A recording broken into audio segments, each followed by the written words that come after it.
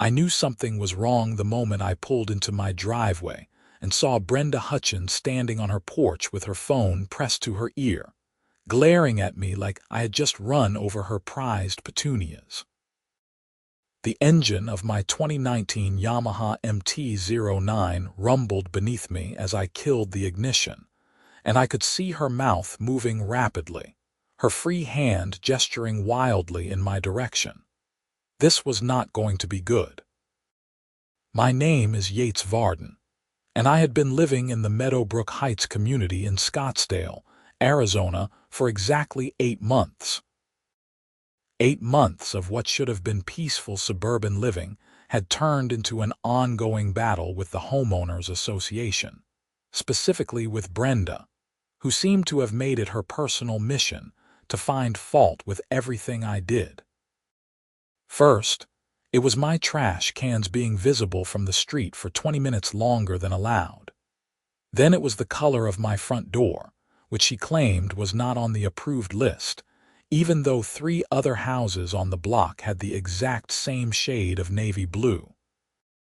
Now, apparently, it was my motorcycle. I removed my helmet and ran a hand through my sweat-dampened hair. The Arizona heat in late July was unforgiving, and the black leather jacket I wore for safety made it worse. I had just gotten off a 12-hour shift at the hospital, where I worked as a radiology technician, and all I wanted was a cold beer and my couch. Instead, I was about to deal with whatever new complaint Brenda had cooked up. She was still on the phone when I walked past her house toward my own front door. Our homes were only separated by about 30 feet, and the way the driveways curved, we were practically neighbors whether we liked it or not. I definitely did not like it. "Yes, officer, he just pulled up," Brenda said loudly, clearly wanting me to hear. "The noise is absolutely unacceptable. It is disturbing the peace of our entire neighborhood. I have documented every single time he has come and gone on that machine." I stopped in my tracks and turned to face her. "Brenda, are you seriously calling the police because of my motorcycle?" She covered the phone's mouthpiece with her hand. "This is a residential community, Yates. We have noise ordinances. That contraption of yours sounds like a jet engine. It is waking up children, disturbing people who work from home, and frankly, it is lowering all of our property values." "It is a stock exhaust system," I said, trying to keep my voice level. "It is not modified. It is completely street legal and within all noise regulations." "We will let the police determine that," she said, turning away from me and continuing her conversation with what I assumed was a dispatcher. I shook my head and walked into my house, tossing my keys onto the kitchen counter with more force than necessary. This was insane. The MT-09 was not even particularly loud compared to most motorcycles. It had the original factory exhaust, no aftermarket modifications, nothing that would violate any noise laws. I had specifically chosen a bike that would not cause problems because I worked odd hours and sometimes came home late at night or left early in the morning. I changed out of my work clothes and into a t-shirt and shorts, then grabbed that beer I had been thinking about. Through my front window, I could see Brenda still on her porch, now joined by 2 other women from the neighborhood. Great. She was gathering her usual supporters. I recognized Martha Pemberton and Susan Chen, both members of the HOA board along with Brenda, who served as president. About 20 minutes later, I heard the sound of a vehicle pulling up outside. I looked through the window and saw a Scottsdale Police Department cruiser parking on the street between my house and Brenda's. A single officer got out, adjusting his duty belt as he surveyed the scene. Brenda immediately rushed over to him, talking animatedly and pointing at my house, my driveway, and specifically at my motorcycle, which sat innocently beside my car. I took a deep breath and headed outside. No point in making this worse by making the officer come knock on my door. As I walked down my driveway, I got a better look at the officer. He was probably in his mid-30s, about my age, with a solid build and dark hair cut short. His nameplate read, Morrow. He was listening patiently to Brenda's rapid-fire complaints, occasionally nodding and jotting something in a small notebook. "Officer, I am glad you are here," I called out as I approached. "I am Yates Varden. I live here. What seems to be the problem?" Officer Morrow held up a hand to Brenda, effectively silencing her mid-sentence, and turned to me. "Mr. Varden, I am Officer Jake Morrow. I received a call about a noise complaint regarding a motorcycle. I assume that is your bike." He nodded toward my MT-09. "Yes, sir, it is." He walked over to the motorcycle, and I followed. Brenda tried to come along too, but Officer Morrow politely asked her to wait where she was. I could see the irritation flash across her face, but she complied, crossing her arms and watching us like a hawk. "Yamaha MT-09, Officer Morrow said, walking around the bike with an appraising eye. "What year?" 2019, I replied. "I bought it about 10 months ago." He crouched down to look at the exhaust pipes. "Stock exhaust, completely stock. Everything on it is factory original except for the mirrors. I replaced those after someone knocked the bike over in a parking lot last year." Officer Morrow stood up, and to my surprise, there was a hint of a smile on his face. "I ride the same model. 2020, but it is essentially identical. Mine is the blue and black color scheme." I felt my shoulders relax slightly. "Really? Mine is obviously the gray." "Yeah, I noticed. Nice bike. How do you like it?" "I love it," I said honestly. "Great power, handles well, and it is practical for commuting. Plus, the fuel economy is not bad." "Agreed on all counts," Officer Morrow said. He glanced back at Brenda, then turned to me with a more serious expression. "Look, Mr. Varden, I am going to be straight with you. There is nothing illegal about your motorcycle. The stock exhaust on these bikes is well within legal noise limits. I know because I have had mine tested. I also know that they are not particularly loud, especially compared to bikes with aftermarket pipes." "That is what I tried to tell her," I said, gesturing toward Brenda. "However," Officer Morrow continued, "I still need to do my due diligence. Do you have the registration and proof of insurance for the bike?" "Of course. Give me 1 second." I jogged back into my house and grabbed the documents from my file cabinet. When I returned, Brenda had edged closer again and was trying to interject herself into the conversation. "Officer, I have been keeping records," she was saying, waving a small notebook of her own. "He comes and goes at all hours. 2 in the morning, 5 in the morning, 11 at night. It is constant noise pollution." "Madam, with all due respect, if he is coming and going, that means he is using his vehicle for transportation, which is perfectly legal regardless of the time of day," Officer Morrow said. "Unless there is a specific noise ordinance being violated, which there is not, there is nothing illegal happening here." I handed him my registration and insurance card. He looked them over, checked the VIN against the bike, and handed them back to me.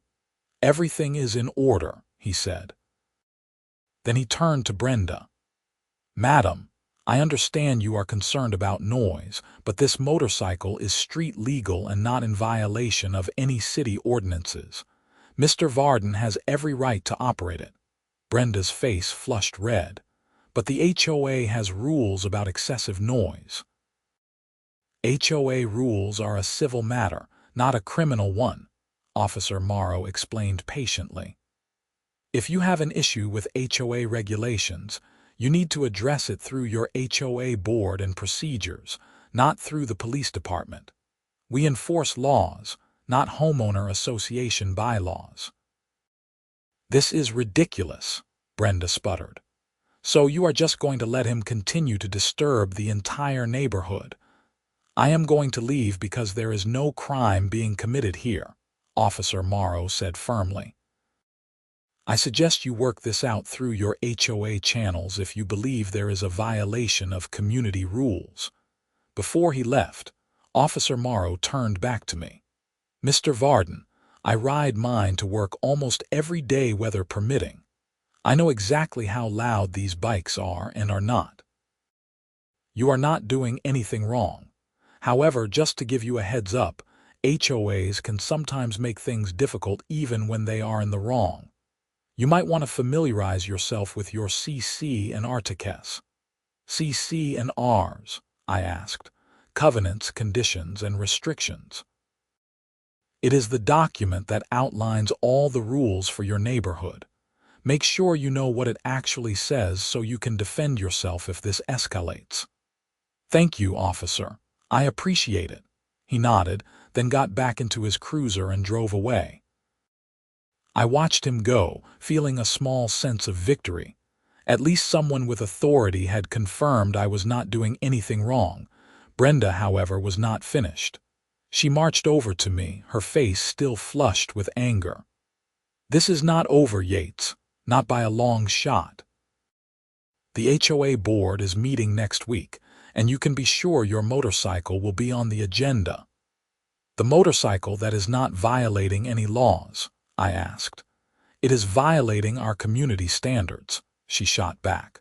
We have rules about maintaining a peaceful, quiet environment. Your motorcycle is disruptive, and the board will address it.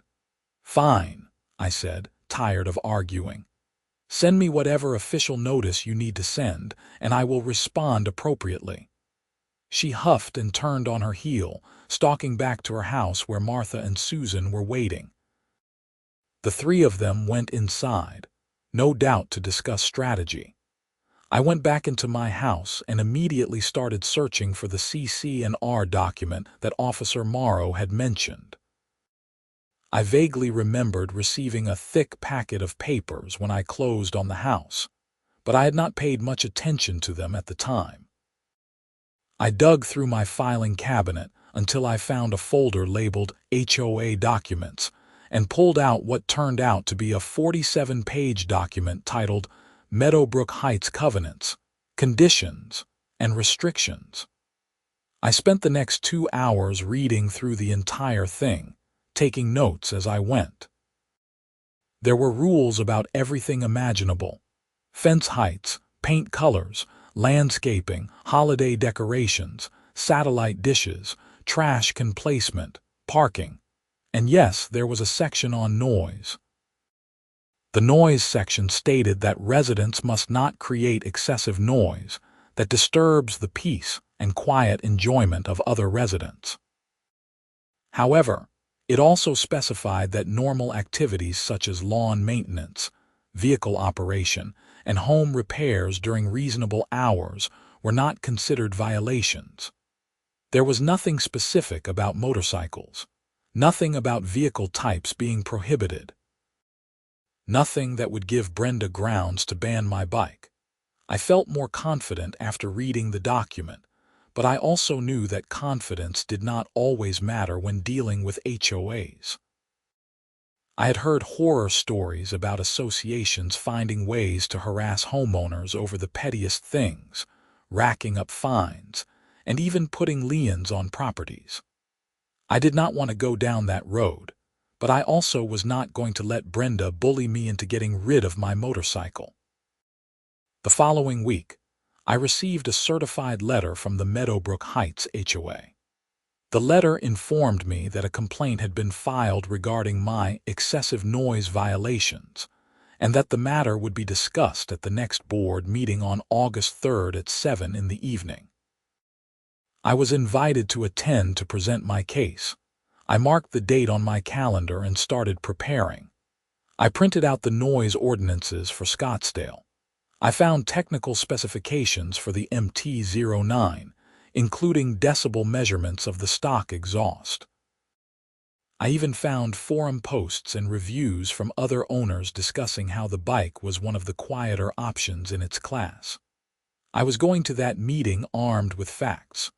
August 3rd arrived, and I made sure to leave work early so I would have time to go home, shower, and dress appropriately.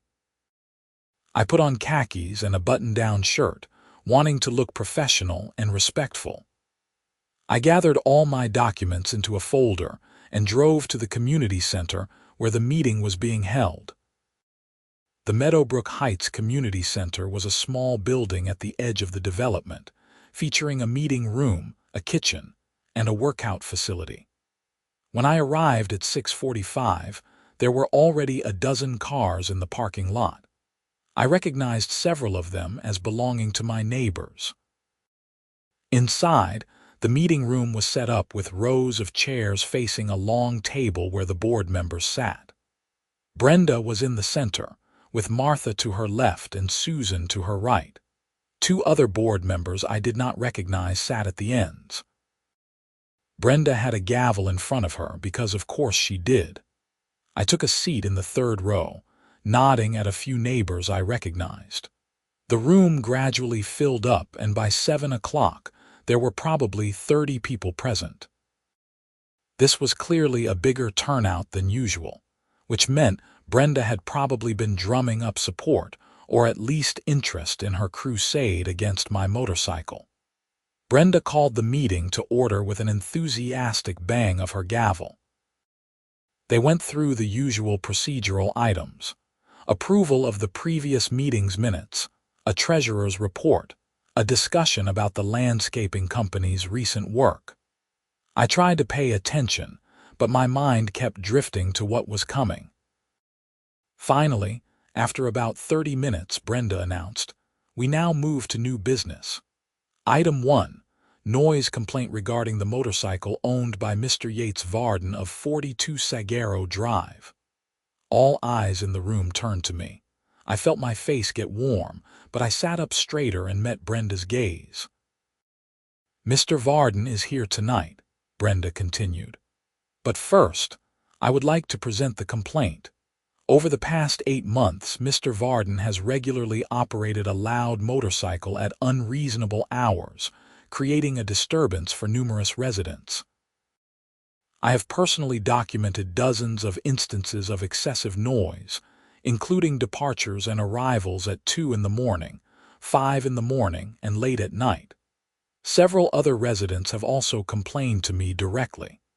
"May I ask who has complained?" I interjected. Brenda looked annoyed at being interrupted. "That is confidential." "How is it confidential?" I asked. "If people are complaining about me, I should know who they are." One of the other board members, a man in his 60s whose nameplate identified him as Richard Stevens, spoke up. "The HOA allows for anonymous complaints to protect residents from potential retaliation." "I am not going to retaliate against anyone," I said. "I just want to know if these complaints are legitimate or if this is one person's vendetta." Brenda's jaw tightened. "I resent that implication." "Then show me the complaints," I said calmly. There was an awkward silence. Finally, Martha leaned over and whispered something to Brenda, who whispered back. The exchange looked heated, though they were trying to be subtle about it. "We have 3 written complaints on file," Brenda finally said. "Plus my own observations." "May I see them?" Another whispered consultation among the board members. Eventually, Brenda produced 3 pieces of paper and handed them to Richard, who brought them to me. I looked them over. One was from Brenda herself, of course. The second was from Martha Pemberton, Brenda's friend and fellow board member, which seemed like a conflict of interest. The third was from someone named Harold Kim, who I did not know. So, out of the approximately 200 homes in this community, you have 3 complaints, one of which is from you and another from a fellow board member, I said. "And you are calling this a widespread disturbance. 3 complaints is 3 too many," Brenda said. "Our community is built on peace and quiet. Your motorcycle disrupts that." "My motorcycle is stock and street legal," I replied. "I have documentation here proving that it is within all legal noise limits." I held up my folder. Legal limits are not the same as community standards, Susan interjected. Just because something is technically legal does not mean it is appropriate for our neighborhood. What does that mean? I asked. Are you saying I cannot own a motorcycle? We are saying that if your vehicle is causing disturbances, you need to find an alternative, Brenda said. Perhaps you could park it elsewhere and drive a car in the neighborhood. Park it elsewhere? I was incredulous. I live here. I pay HOA fees. I own my home. You are telling me I cannot park my legal vehicle in my own driveway.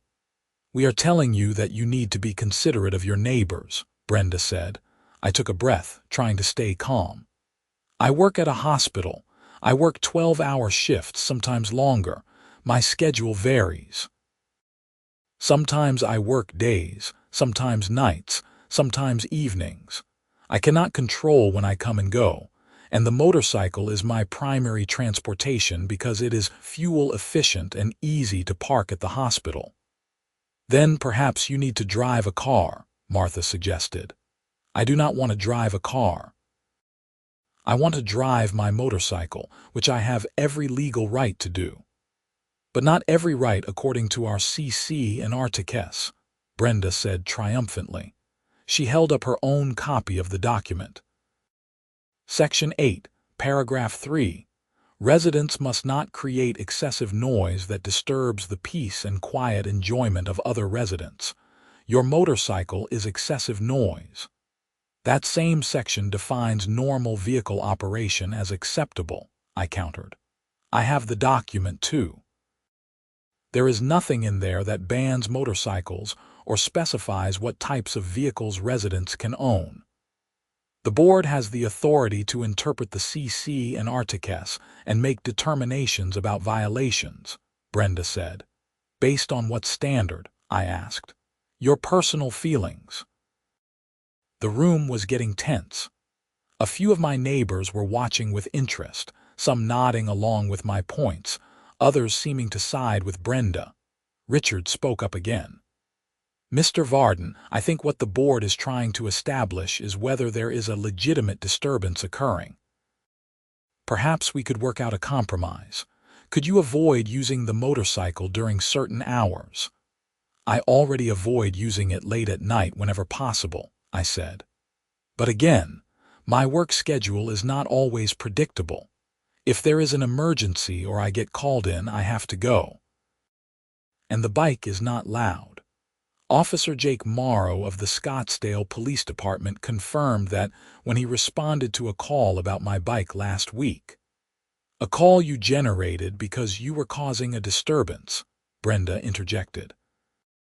A call Brenda made that was dismissed because I was not doing anything wrong, I corrected. The officer specifically said the bike is within legal limits and that HOA bylaws are not his concern. He also mentioned that he rides the exact same model himself. That seemed to catch a few people's attention. Someone in the back of the room spoke up. If the police say it is fine, why are we even discussing this? Because police standards and community standards are different, Brenda said firmly. We have every right to maintain the quality of life in our neighborhood. The meeting continued for another 20 minutes, going in circles. Several other residents voiced opinions, some supporting me, others supporting Brenda.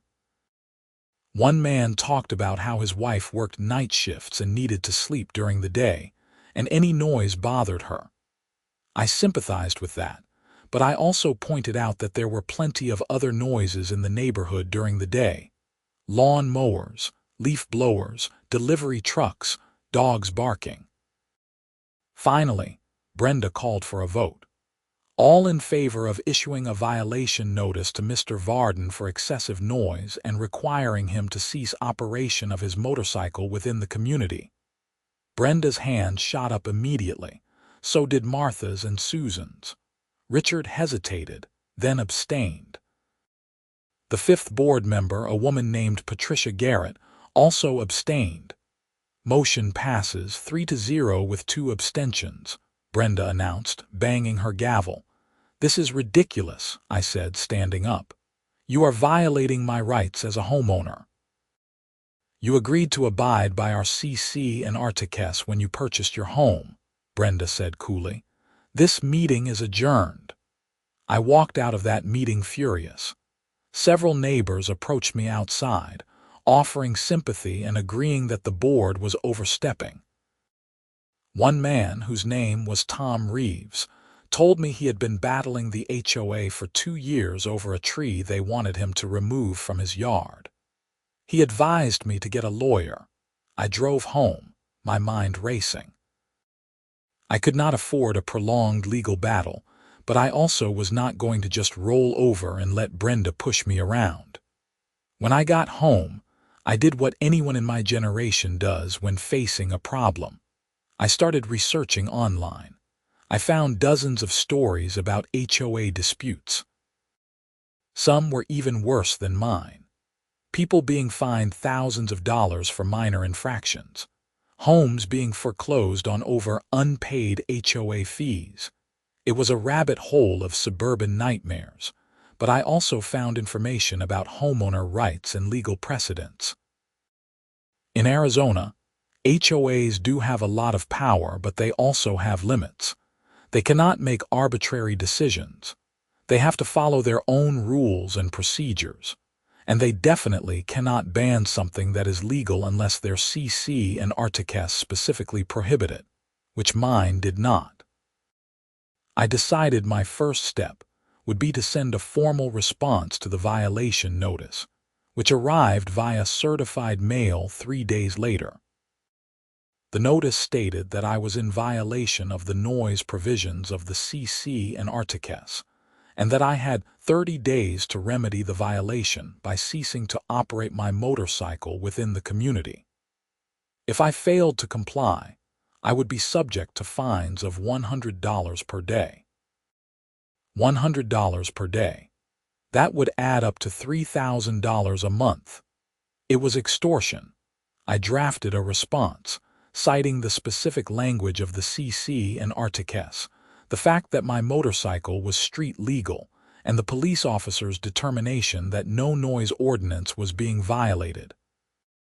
I also requested a hearing before a neutral third party, as was my right according to the HOA's own procedures. I sent the response via certified mail and kept a copy for my records. A week later, I received another letter. The board denied my request for a third-party hearing, stating that the board itself was the appropriate body to handle such matters.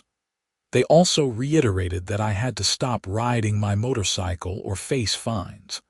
That was when I decided I needed professional help. I found a lawyer in Phoenix who specialized in HOA disputes. Her name was Carol Fletcher, and she had great reviews online. I called her office and explained my situation. She agreed to meet with me the following week. Carol's office was in a sleek building in downtown Phoenix. She was a woman in her 50s with sharp eyes and a no-nonsense demeanor. I liked her immediately. "Tell me everything," she said, after we had exchanged pleasantries. I laid out the entire situation, from Brenda's first complaint to the board meeting to the violation notice. I showed her all the documentation I had gathered. Carol listened carefully, occasionally taking notes. When I finished, she sat back in her chair and tapped her pen against her desk. "Okay," she said. "First, the good news. You have a solid case. The CC and Artiques do not specifically prohibit motorcycles, and the language about noise is vague enough that it should not apply to normal vehicle operation. The fact that a police officer confirmed your bike is within legal limits is also very helpful." "And the bad news?" I asked. "The bad news is that fighting an HOA can be expensive and time-consuming. Even when you are in the right, these things can drag on for months or even years, and in the meantime, they can make your life miserable with fines and other petty actions. So, what do you recommend?"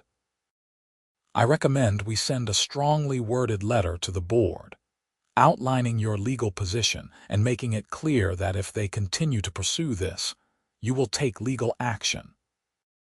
Sometimes that is enough to make them back off, especially if some of the board members are not fully on board with this crusade. Richard and Patricia both abstained from the vote, I said. Good. That means there is already division. We can use that. Carol pulled out a legal pad and started drafting notes. I will prepare a letter and send it to the board within the next few days. In the meantime, continue riding your motorcycle. Do not let them intimidate you into complying with an unlawful demand. What about the fines? Do not pay them. If you pay, it is an admission that you accept their determination that you are in violation. We will contest any fines they try to impose. I left Carol's office feeling more hopeful, but also anxious about the potential cost. She charged $300 per hour, and while she estimated the letter would only take a few hours, I knew that if this escalated, the bills would add up quickly. True to her word, Carol sent a letter to the HOA board 3 days later. She sent me a copy. It was beautifully written, laying out in precise legal language why the board's actions were improper and warning that continued harassment would result in a lawsuit seeking damages and attorney's fees. The response came faster than I expected. 2 days after Carol's letter was delivered, I received a phone call from Richard Stevens, the board member who had abstained. Mr. Varden, this is Richard Stevens from the HOA board, he said. I wanted to reach out to you directly. I read the letter from your attorney and I have to say, I think she makes some valid points. Thank you, I said cautiously. I am not going to lie to you. Brenda is dug in on this. She feels very strongly that your motorcycle is a problem.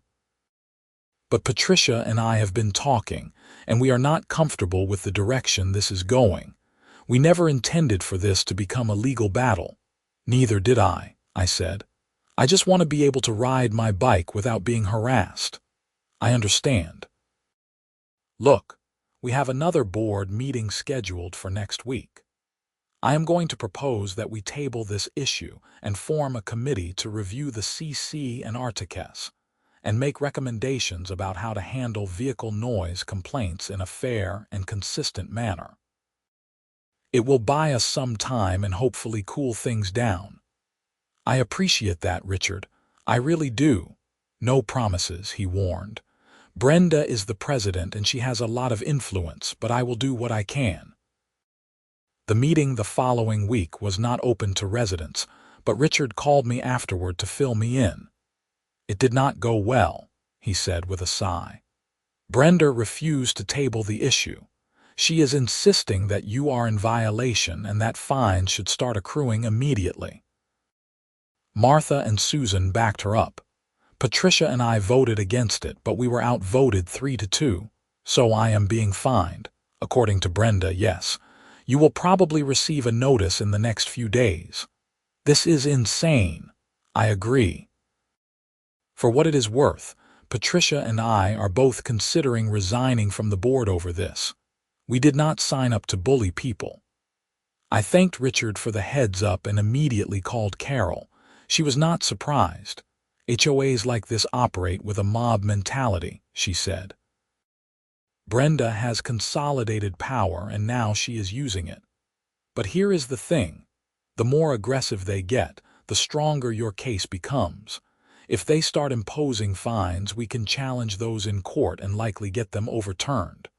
Plus, we can sue for harassment. How much is that going to cost me? Hard to say. But if we win, and I believe we will, the court can order the HOA to pay your attorney's fees. That is pretty standard in these cases when the HOA is clearly in the wrong. The violation notices started arriving. $100 per day, as threatened. After a week, I had accumulated $700 in alleged fines. After 2 weeks, $1,400. I did not pay any of them, following Carol's advice. Then something unexpected happened.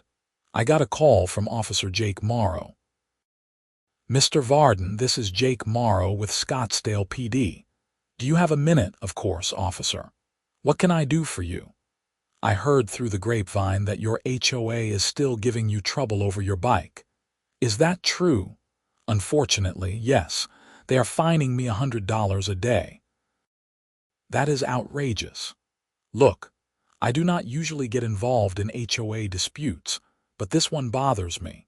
You are not doing anything wrong, and frankly, it sets a bad precedent.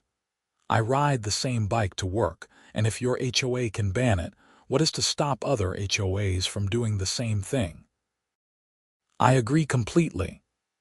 I have an idea if you are interested. I have a buddy who works for a local news station. They are always looking for consumer protection stories. This seems like exactly the kind of thing they would want to cover. Would you be willing to talk to them?" I hesitated. Going public with this felt like escalating things even further. But then again, the HOA had already escalated by imposing fines. "Yes," I said. "I am willing to talk to them." "Great. I will have my buddy reach out to you. His name is Derek Larson. Good guy, fair reporter." Derek called me the next day, and we set up an interview for that weekend. He came to my house with a cameraman, and we talked for about an hour. I showed him my motorcycle, explained the situation, and showed him the violation notices. Derek also interviewed Officer Morrow, who gave an on-camera statement that the bike was not a noise violation and that HOAs should not be banning legal vehicles. The story aired on the following Tuesday evening. It was a 3-minute segment on the local news, titled HOA Overreach, Homeowner Fined for Legal Motorcycle. It showed footage of me and my bike, clips of the interview with Officer Morrow, and even included a brief statement from Brenda, who had apparently agreed to be interviewed as well. In the interview, Brenda came across exactly as you would expect. She was defensive, insistent that the HOA was just trying to maintain standards, and completely unsympathetic to my situation. The way the story was edited, it was clear the news station was on my side. The response was immediate and overwhelming. My phone started blowing up with calls and texts from neighbors, and even people I did not know. Most were supportive, expressing outrage at the HOA's actions. The news station's Facebook page was flooded with comments, almost all of them critical of Brenda and the board. By the next morning, the story had been picked up by several other local news outlets and even made it onto a few national news websites. Suddenly, my little dispute with the Meadowbrook Heights HOA was a national story about suburban tyranny and government overreach. The attention put enormous pressure on the HOA board. I received a call from Patricia Garrett, one of the board members who had abstained. "Yates, it is Patricia Garrett. I want you to know that Richard and I have officially resigned from the board effective immediately. We cannot be associated with this anymore. Brenda has gone too far and we will not be complicit in it." "I appreciate you letting me know," I said. "There is more." Several other residents are now calling for Brenda, Martha, and Susan to resign as well. There is going to be a special meeting next week to discuss a vote of no confidence in the current board leadership. This was a development I had not expected. The news coverage had turned the tide of public opinion within the neighborhood, and now Brenda was the one under fire. The special meeting was held on a Thursday evening, and the turnout was massive. The community center could not hold everyone, so they had to open the doors and let people stand outside. I estimated there were at least 100 residents present, maybe more. The meeting was contentious from the start. Resident after resident stood up to voice their frustration with the board, specifically with Brenda's leadership. Many cited my case as an example of overreach, but others brought up their own grievances. There was the guy with the tree issue. A woman who had been fined for having the wrong shade of white on her fence. Another man who had been cited for parking his work truck in his own driveway overnight. Brenda tried to maintain control, but she was clearly rattled. She banged her gavel repeatedly, trying to restore order, but the crowd was not having it. Finally, someone made a motion to hold a vote of no confidence in the current board leadership. The motion was seconded, and despite Brenda's objections, the vote proceeded. It was not even close. The residents voted overwhelmingly to remove Brenda, Martha, and Susan from their positions. Brenda looked stunned. She tried to argue that the vote was not valid, that proper procedures had not been followed, but the crowd shouted her down. Eventually, she gathered her things and stormed out of the meeting, Martha and Susan following behind her. An interim board was established on the spot, consisting of residents who had no prior involvement in the dispute. One of their first acts was to rescind all the fines that had been imposed on me and to issue a formal apology. I stood up and addressed the crowd. I appreciate everyone's support through this. I never wanted this to become such a big issue. I just wanted to be able to ride my motorcycle without being harassed. I hope moving forward we can have an HOA that is fair, reasonable, and respects the rights of all homeowners. The crowd applauded, and several people came up to shake my hand afterward, but the story was not quite over yet. About a week after the special meeting, I received a call from Carol Fletcher. "Yates, you need to hear this," she said. "I have been doing some digging into the HOA's finances as part of our case preparation, and I found something interesting. It looks like Brenda may have been misappropriating funds." "What do you mean?" "There are several large expenses over the past 2 years that are not properly documented. Payments to contractors who may not exist, reimbursements to Brenda for expenses that seem questionable. I am talking about tens of thousands of dollars.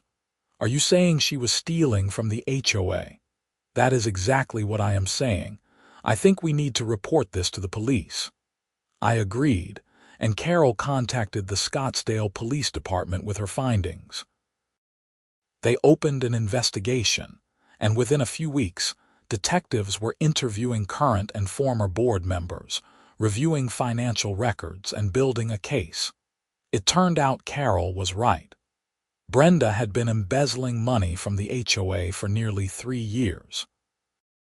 She had created fake invoices from shell companies she controlled, approved payments to herself for fabricated expenses, and even paid herself an unauthorized salary as board president.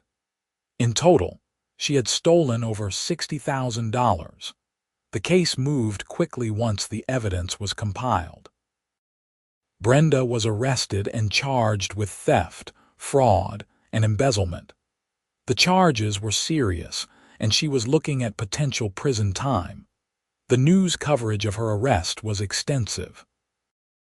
The same news station that had covered my story did a follow-up piece, and this time the narrative was even more dramatic. HOA president who harassed homeowner arrested for embezzlement. Brenda's preliminary hearing was held in late October. Carol and I attended, along with several other residents who wanted to see justice served. Brenda looked small and defeated sitting at the defense table, a stark contrast to the aggressive, confident woman who had tried to steamroll me just months earlier. The prosecutor laid out the evidence methodically. Bank records, invoices, emails. It was overwhelming. Brenda's attorney tried to argue for a plea deal, but the prosecutor was not interested in being lenient. This was a high-profile case now, and they wanted to make an example of her. In early December, Brenda pleaded guilty to multiple counts of theft and fraud. She was sentenced to 3 years in prison and ordered to pay restitution to the HOA for the full amount she had stolen, plus penalties and interest. Martha and Susan were also investigated, but no charges were filed against them. It appeared they had been clueless about Brenda's schemes, though their willingness to go along with her vindictive campaign against me did not earn them any sympathy from the neighborhood. Both of them quietly moved out of Meadowbrook Heights within a few months. As for me, life gradually returned to normal. The new HOA board was reasonable and fair. They revised the CC and Articles to include clearer language about what constituted actual violations versus normal homeowner activities. They also implemented better financial oversight to prevent any future embezzlement. I continued to ride my Yamaha MT-09 to work every day, and no one complained. In fact, a few other residents even bought motorcycles of their own, inspired by the whole ordeal. Officer Jake Morrow and I became friends. We started meeting up occasionally for weekend rides through the Arizona countryside, and he introduced me to a whole community of riders in the area. It turned out there were quite a few people in law enforcement who rode, and they were good people to know. The news coverage eventually died down, though my story continued to circulate online as a cautionary tale about HOA abuse. I got emails from people all over the country who were dealing with similar situations, asking for advice. I always told them the same thing: know your rights, document everything, and do not be afraid to stand up for yourself. One Saturday afternoon in early March, almost exactly 8 months after the whole ordeal began, I was in my garage working on my bike when Tom Reeves, the neighbor who had advised me to get a lawyer, walked over. "Hey Yates, got a minute?" he asked. "Sure, what is up?" "I just wanted to thank you," he said. "That whole situation with Brenda, it changed things around here. The new board actually listened to me about the tree issue. They agreed it was not a violation and dropped the whole thing. I would have lost that tree if you had not fought back against her." "I am glad it worked out," I said. "You did a good thing. A lot of people around here were too intimidated to stand up to her. You were not, and it made a difference." We talked for a while longer, and after Tom left, I sat on my porch with a beer and reflected on everything that had happened. It had been a stressful, expensive, and frustrating experience, but in the end, it had been worth it. I had stood up for my rights, exposed corruption, and helped make my community a better place. My motorcycle sat in the driveway, gleaming in the late afternoon sun. I had been tempted at times during the worst of the conflict to just sell it and avoid the hassle. But I was glad I had not. It was not just about the bike itself, though I did love riding it. It was about the principle. No one should be bullied into giving up something they love just because a petty tyrant with a gavel decides they do not like it. I finished my beer and went inside to make dinner. I had an early shift the next morning, which meant I would be up at 5 and on the road by 5:30.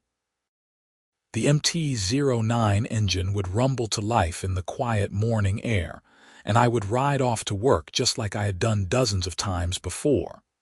But now, there would be no angry glares from Brenda's porch, no threatening letters in the mail, no ridiculous fines or harassment. Just a man and his motorcycle, living in peace in a neighborhood that had finally learned the difference between reasonable rules and authoritarian overreach. The sunset painted the Arizona sky in shades of orange and pink as I closed the blinds for the night. Tomorrow would be a good day. I would ride my bike, do my job, and come home to a community that no longer felt like enemy territory. And that, more than anything else, made all the fighting worthwhile. The weeks that followed brought a welcome sense of normalcy that I had not felt since moving to Meadowbrook Heights. The interim HOA board, led by a retired engineer named Vincent Torres, was actually competent and fair-minded. They held monthly meetings that were boring in the best possible way, discussing things like scheduling maintenance for the community pool and organizing a neighborhood garage sale. There were no more witch hunts, no more petty complaints designed to harass residents into submission. I ran into Officer Morrow one morning at a coffee shop near the hospital. He was in uniform, grabbing a quick caffeine fix before his shift, and his face lit up when he saw me. "Yates, how have you been?" he asked, shaking my hand. "I saw that Brenda got sentenced. 3 years, right? 3 years, and she has to pay back everything she stole," I confirmed. "Plus interest and penalties. It is going to cost her a lot more than the 60,000 she took." "Good," Jake said firmly. "I have dealt with too many HOA complaints over the years, and 90% of them are just power-tripping board members making problems where none exist. What she did to you was harassment, plain and simple. The embezzlement just proved she was rotten all the way through." "I appreciate everything you did to help," I said. "If you had not connected me with that reporter, I do not know if things would have turned out the same way." "You helped yourself," Jake replied. "You stood your ground when a lot of people would have just caved. That takes guts." We chatted for a few more minutes before he had to leave for work. As I watched him walk out to his patrol car, I felt grateful that the first officer to respond to Brenda's complaint had been someone reasonable. If it had been someone less familiar with motorcycles, or someone who just wanted to take the easy route and tell me to compromise, the whole situation might have played out differently. Spring arrived in Arizona with its usual burst of wildflowers and perfect riding weather. The temperatures were ideal, not too hot yet, and the desert landscape was as beautiful as it ever got. I took advantage of every opportunity to ride, sometimes commuting to work, sometimes just going for long weekend rides through the mountains north of Phoenix. One Sunday in April, Jake and I met up with a group of riders for a trip up to Sedona. There were about 10 of us total, a mix of sport bikes, cruisers, and adventure bikes. The ride up through the winding mountain roads was exhilarating, and Sedona's red rock formations were stunning as always. During lunch at a small cafe in town, one of the other riders, a guy named Marcus who rode a Ducati, asked me about the HOA situation. Apparently, he had seen the news coverage and recognized me. "Man, that was wild," Marcus said. "I cannot believe they tried to ban your bike." "Did you ever think about just moving?" "Honestly, yes," I admitted. There were days when it felt like it would be easier to just sell the house and find somewhere else to live. But then I thought, why should I be the one to leave? I was not doing anything wrong. "Good for you," said another rider, a woman named Amy who had a Honda CB 500X. "I dealt with something similar a few years ago. My HOA tried to tell me I could not have solar panels on my roof. Turned out they were completely wrong, and Arizona law actually protects homeowners' rights to install solar. But they made my life hell for months before I finally got them to back off." It seemed like everyone had an HOA horror story. The more we talked, the more I realized how common these disputes were. HOAs were supposed to protect property values and maintain community standards, but too often they became little fiefdoms where petty people exercised what little power they had in the most destructive ways possible. By the time we rode back to Phoenix that evening, I felt even more validated in my decision to fight back. I had not just been standing up for myself. I had been standing up for everyone who had ever been bullied by an overreaching HOA. In May, I received a call from a local law school. A professor who taught property law wanted to know if I would be willing to speak to his class about my experience. He thought it would be a valuable real-world example of the tensions between HOA authority and individual property rights. I agreed, and a week later I found myself standing in front of 50 law students at Arizona State University's Sandra Day O'Connor College of Law. I told them the whole story, from Brenda's first complaint to the final resolution. I talked about the importance of knowing your rights, the value of documentation, and the need for good legal representation when facing an organization with significant resources. The students asked thoughtful questions, and the professor used my case to launch into a broader discussion about HOA governance and reform. It was fascinating to hear the legal perspective on everything I had been through, and it made me appreciate even more how carefully Carol had navigated the situation. After the class, several students approached me with their own questions. One young woman told me her parents were currently fighting their HOA over a fence dispute. I gave her Carol's contact information and encouraged her parents to reach out. Summer arrived with its oppressive heat, and riding became less pleasant during the middle of the day. I adjusted my schedule when possible, leaving for work early in the morning when it was still relatively cool. The MT-09 handled the heat well, though I made sure to stay hydrated and take breaks when needed. In July, the first anniversary of Brenda's original complaint rolled around. It felt surreal to think about how much had changed in just 1 year. Brenda was in prison, the HOA had new leadership, the neighborhood was peaceful, and I was still riding my motorcycle every single day. Vincent Torres, the interim board president, called me one evening to let me know that elections for permanent board positions were coming up in August. "We would love to have you run for a position," Vincent said. "You have a lot of credibility in the community, and I think people would trust you to keep the board accountable." I thought about it, but ultimately declined. "I appreciate the offer, Vincent, but I do not think I am cut out for HOA politics. I just want to live my life and not have to deal with this kind of thing anymore."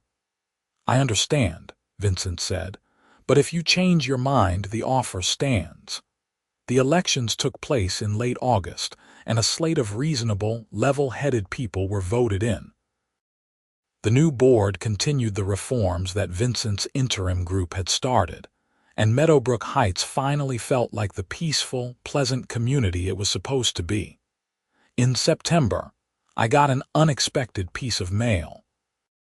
It was a check from the HOA for $800, along with a letter explaining that this represented my share of the recovered funds from Brenda's embezzlement. The HOA had received the first installment of her court-ordered restitution, and they were distributing it proportionally to all homeowners. It was a small but satisfying moment, not because of the money itself, but because it represented justice being served. Brenda had stolen from all of us, and now she was paying the price.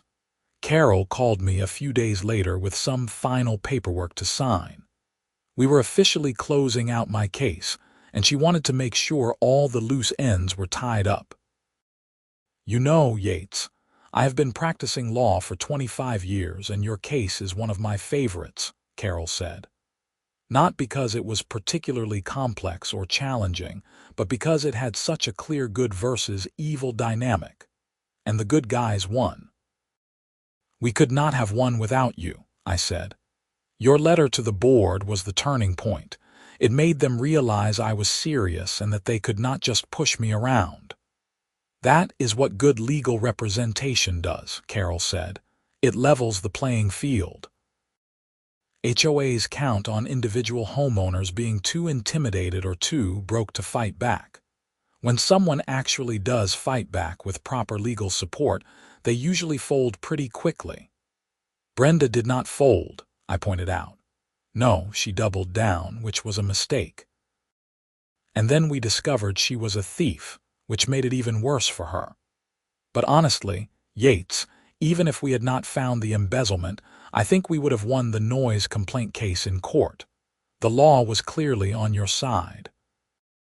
After I hung up with Carol, I took a moment to reflect on how fortunate I had been. I had the resources to hire a good lawyer.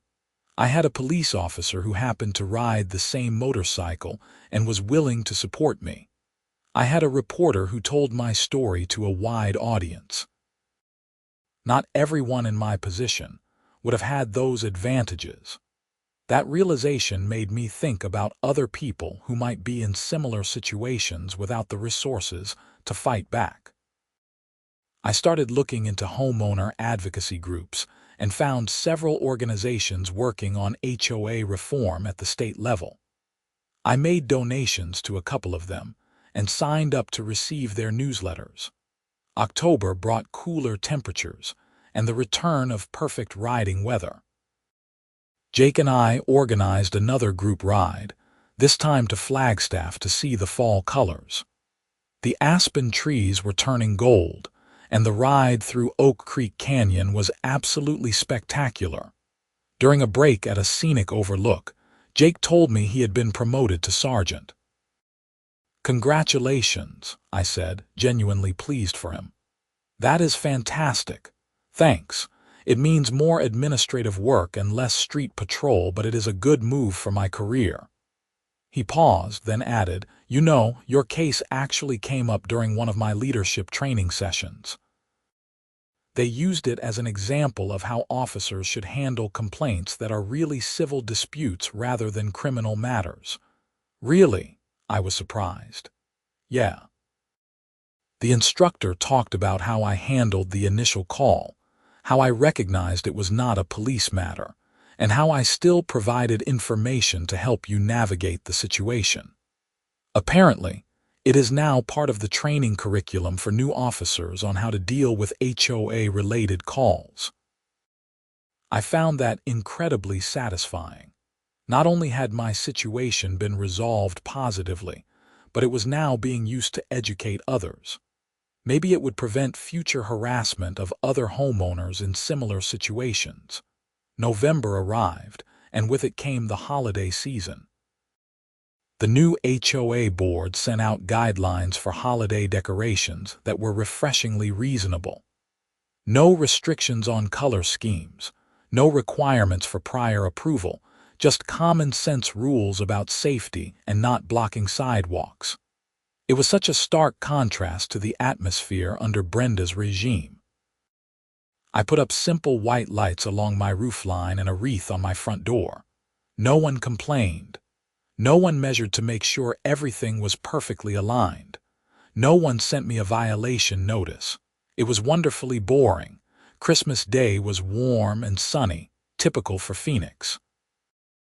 I spent the morning on a solo ride through the desert, enjoying the solitude and the quiet hum of the MT-09 engine. There is something meditative about riding, especially on empty roads with nothing but open space around you. It clears your mind and puts things in perspective. As the year came to a close, I found myself thinking about what I had learned from the whole ordeal.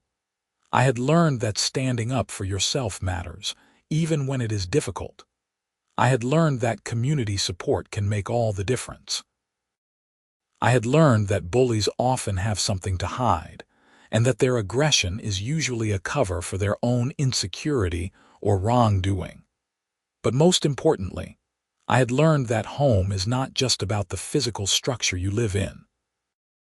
It is about feeling safe, respected, and free to live your life without unreasonable interference. For the first year of living in Meadowbrook Heights, I had not really felt at home. Now, finally, I did. New Year's Eve arrived and the neighborhood was festive but not chaotic. A few people set off fireworks at midnight, which were far louder than my motorcycle had ever been, and no one called the police. I stood on my porch with a glass of whiskey, watching the celebration and thinking about the year ahead. I had no grand resolutions. I just wanted to continue living my life, doing my job, riding my bike, and enjoying the peace that had been so hard-won. Sometimes the best outcome is simply being left alone to pursue your happiness in your own way. The first few weeks of January were busy at the hospital. Flu season was in full swing, and we were constantly running imaging for pneumonia cases. I worked long shifts and came home exhausted, grateful every single time I threw my leg over the MT-09 and rode home without any drama. In mid-January, I ran into Harold Kim at the grocery store. He was one of the 3 people who had filed complaints about my motorcycle. Though I had never actually met him, he recognized me first. "You are Yates, right? From Sagaro Drive." "That is right," I said a bit warily. "I owe you an apology," Harold said. "I was one of the people who complained about your motorcycle. Brenda approached me and convinced me that it was a real problem. She showed me her logs and made it sound like you were deliberately disrupting the neighborhood. I am sorry. I should have talked to you directly instead of just signing a complaint." I was taken aback by his honesty. "I appreciate you saying that, Harold. No hard feelings." "I felt terrible when the news coverage came out and I realized how reasonable you were," he continued. "And when they arrested Brenda, I felt even worse. She manipulated a lot of people and I was one of them." "She was good at it," I acknowledged. "She had years of practice." We talked for a few more minutes, and Harold mentioned that he was actually thinking about getting a motorcycle himself. I offered to give him some advice on good beginner bikes, and we exchanged phone numbers. As I drove home from the grocery store, I thought about how that brief conversation represented the final piece of closure I needed. The complaint against me had never been about the motorcycle. It had been about Brenda's need to control and dominate. Once she was gone, the supposed problem evaporated because it had never been real in the first place. February brought Valentine's Day, and I had a date with a woman I had met through a friend at work. Her name was Chloe Foster, and she was a physical therapist at a different hospital. We had hit it off immediately, bonding over stories about difficult patients and bureaucratic healthcare frustrations. I picked her up on my motorcycle for our first official date, and she was thrilled.